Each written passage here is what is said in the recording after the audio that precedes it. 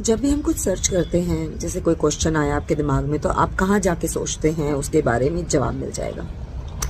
Google, nowadays chat GPT and Wikipedia. ठीक है, तो जब आप गूगल करते हैं तो ऊपर सबसे पहले स्क्रॉल करके आता है विकिपीडिया, या गूगल में वो रैंडमली 1 2 3 करके आता है। हमें लगता है कि वो इन्फॉर्मेशन हम वहाँ से पढ़ लेते हैं और हमें लगता है यही सच है। आप जानते हैं ये सब कौन क्रिएट कर रहा है, कौन लिख रहा है, यहाँ आंसर कौन फीड करता है? एआई ने तो नहीं कर रखे ना। इवन एआई भी, एआई भी तो है आजकल। तो एआई और ये सब जो है, ये आंसर कहाँ से लाते हैं? There is human. ओके, तो there is no machine automated answer, this is feed by human only. तो मैं यहाँ स्क्रीन पे एक फोटो लगा दूंगी, क्योंकि मैं बहुत टाइम से जब भी आंसर सर्च करती हूँ, मुझे ये जो आंसर आते हैं ना इसके इंटरनेट से, मुझे इन पे डाउट होता है, क्योंकि ये ना बड़े बायस से लगते हैं।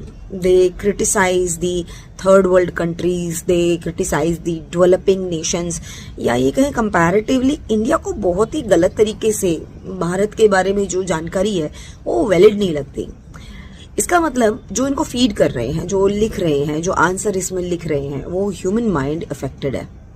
यानी अगर कोई एंटी इंडिया सेंटीमेंट से भरा हुआ इंसान डाटा सोर्सिंग कर रहा है और वो इन सब सॉफ्टवेयर्स को डेवलप करते हुए या फीड कर रहा है, या किसी ऐसे प्रोफेसर को आंसर्स फीड करने का काम मिल जाए जो एंटी इंडिया सेंटीमेंट से ही भरा हो, या हिंदू फोबिया से भरा हो, या फिर सनातन विरोधी हो, या फिर कहो जैनिज्म विरोधी हो, या सिखिज्म से नफरत करता हो, तो आप सोचिए जो ये डाटा भरा जाएगा उसके अंदर फीड भी तो वैसी आएगी। यानी हम जो पढ़ रहे हैं उसकी ऑथेंटिकेशन कुछ भी नहीं है, यानी गलत डाटा हमें सर्व हो सकता है। तो इसीलिए ये जरूरी है कि हम अपने सोर्स ऑफ इंफॉर्मेशन को बिल्कुल 100% मान के बिलीव ना करें। या तो देखो भी एंशिएंट स्क्रिप्ट जैसी चीजें हैं। अब एंशिएंट स्क्रिप्ट में भी हमें एक चीज सिखाई जाती थी कि जब हम बच्चों को पढ़ाते हैं ना, कि बेटा compare 2 manuscript written at the same time, ताकि वो कंपैरिजन हो जाए।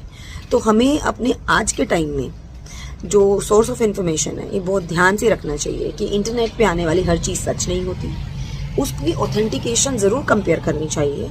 और अगर चैट जीपीटी से आप कुछ लिखवा रहे हैं, या फिर आप विकिपीडिया पे कुछ पढ़ रहे हैं, या एआई से कोई आंसर आ रहा है, तो उसको भी आप डाउटफुल मैनर में शायद करके, जरूरी नहीं है, संदेहपूर्ण तरीके से ही उसको लीजिए और उस डाटा को कंपैरेटिवली ही अपने माइंड में फीड करिए।